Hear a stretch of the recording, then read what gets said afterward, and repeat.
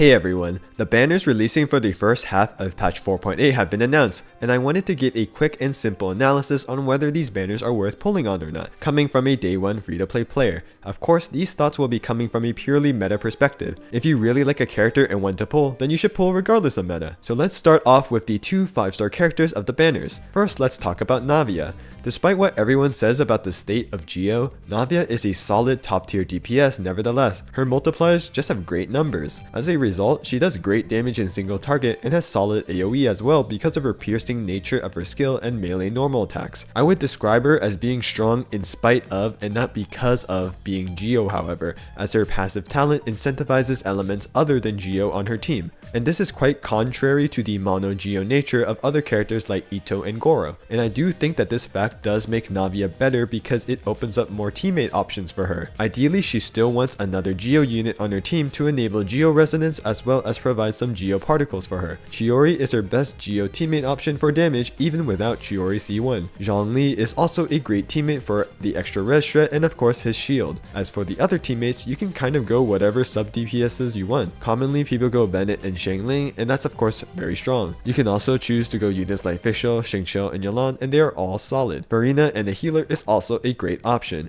In fact, one of her best teams is actually with Farina and Xianyin, where you can fit in 3 plunges after every skill usage, and because you can fit in some plunges and utilize Xianyin's passive, your team gets more damage. And she does all of this at C0. Sure, some of her constellations are strong like C2, but they are by no means needed. So if you're looking for a solid DPS, Navia will not disappoint. Nilou is the other 5-star character you can pull for. Some people call her a support because she enables the Bloom team. However, I like to view her as another sort of DPS character you can pull which enables strong Bloom teams when considering her place in the meta and pull value. And in this sense, like Navia, Nilou is another top tier DPS character. Nilou Bloom teams are in my opinion the best AoE team because the Bloom explosion does AoE damage, and if you create a lot of Blooms on a cluster of enemies, they all take several instances of Bloom damage. In single target, Nilou Bloom teams do perform worse, but if you just sub in some more single target oriented supports for instance, these teams still do some solid damage in single target. Nilou Bloom teams require a healer because when you're creating so many Blooms and they also deal damage to you, you're going to need to stay alive, but this isn't too much of an issue. I do want to point out that the Nilou Bloom teams are dependent on Nahida for their high performance level, so for team examples, I will be assuming Nahida on the team. If you don't have Nahida, you can definitely use another Dendro unit and it will still work,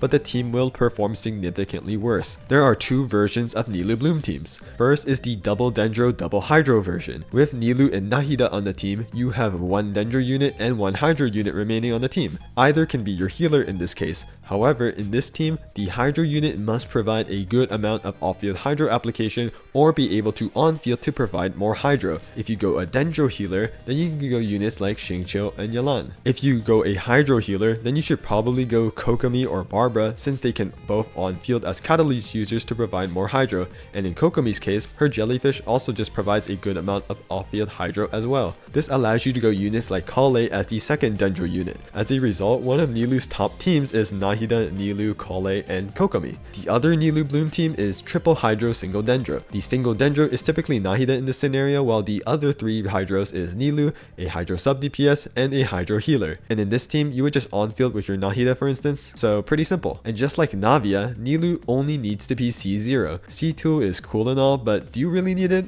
No, I would argue that Nahida's C2 is a better constellation if you want to vertically invest in a Nilou team. Overall, Nilou allows you to play pure Bloom teams that deal a lot of damage, especially in AoE scenarios. So like a DPS character, if you're looking for a solid DPS, Nilou also won't disappoint. While both 5 stars are strong, the 4-star characters of a banner can heavily determine the value of a banner. First, we have Ningguang. I really like Ningguang's design, however I'm sorry to all of you Ningguang mains, but I don't think she's very strong. She's pretty awkward to play in my opinion with some weird catalyst mechanics, and it's not like she provides some game-breaking DPS for your trouble. I do remember some team cooking with Ningguang as a sub DPS alongside other Geo main DPSs like Navia, but still I don't think she's a very valuable character in terms of meta. Next we have Kirara. Kirara is a really good unit. She is the only real Dendro shielder we have, and that's actually really valuable for resistance to interruption. For instance, she is very good in aggravate teams where you don't really need that much Dendro application. You can just quickly hold E on on Kirara to get the shield, burst if you have it, then swap out. Because her shield is an actual shield, her resistance to interruption is better than Baiju's, and speaking from personal experience using Baiju in general, I think I would prefer Kirara's shield most of the time for a more consistent resistance to interruption. In addition, if you have Kirara C6, she can be better than Nahida in aggravate teams because that damage bonus is generally better than the EM buff that Nahida provides. Kirara can also act as a second Dendro in Nilou Bloom, with her Dendro shield providing very valuable damage reduction from the Bloom damage. And lastly, Kaveh is finally back after an extremely long hiatus, and I know a lot of people are happy to finally see him and potentially get him again.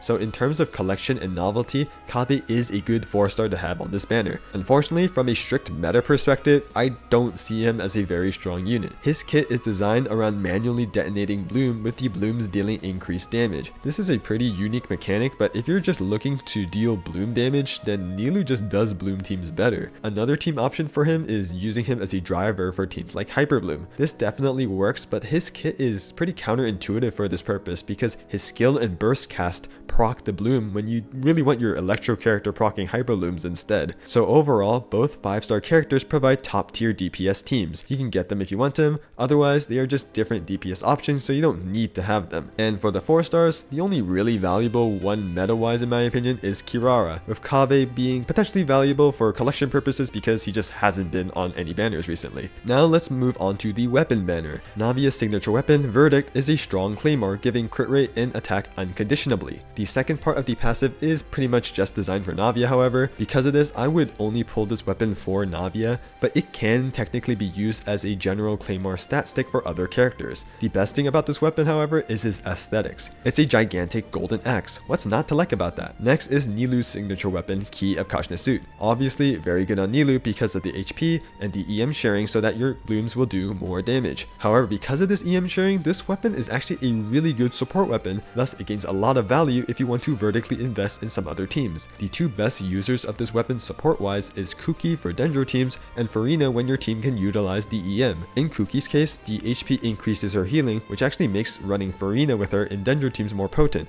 and obviously in general, Dendro users likes EM. For Farina, she obviously loves the HP to increase her own personal damage, and the EM sharing makes Key competitive with her own signature as her best in slot in teams that can utilize it. So overall, Key is a very strong and versatile support weapon, especially for people who want to vertically invest in these teams. The 5-star weapons are overall pretty good. However, the 4-star weapons can make or break a weapon banner's value, and this 4-star weapon lineup doesn't look very good. The best 4-star weapon here by far is Zyphos' Moonlight. This weapon rarely appears on weapon banners. It is an energy recharge sharing weapon for a character that builds EM. Kuki is a good user of this, for instance, but the main character this is for is Kazuha. At high refinements, this is Kazuha's best 4-star weapon since he builds so much EM and can provide a lot of ER for the whole team. It serves a similar role to Favonia's sword, but it allows Kazuha to build more EM, increasing his own personal damage and buffing capabilities. At lower refinements, however, I would still recommend Favonius over Zyphos because Favonius is way easier to access and utilize while providing extremely great results with the energy particles it provides. Ideally, you want more copies of Zyphos to make it a weapon upgrade for Kazuha, but getting a specific 4-star weapon multiple times on a weapon banner is unlikely. Arguably, Zyphos' Moonlight is the best 4-star weapon that you can possibly have on a weapon banner, and Hoyo definitely knows that Zyphos is extremely sought after because it is no coincidence that the rest of the 4-star weapons on this banner are really bad. You can argue that Dragon's Bane is good, but I swear this weapon is everywhere and you probably have multiple copies of it already from just normal wishing. On top of that, I think we all know how trappy the weapon banner can be in terms of the fate point system, thus I wouldn't recommend pulling on this banner. In conclusion, the character banners are pretty good with solid 5-star characters and one top tier meta 4-star in Kirara on the roster, and a 4-star that not many people have that they may want to collect in Kaveh. For the weapon banner, although weapons like Verdict, Key, and Zyphos are great weapons,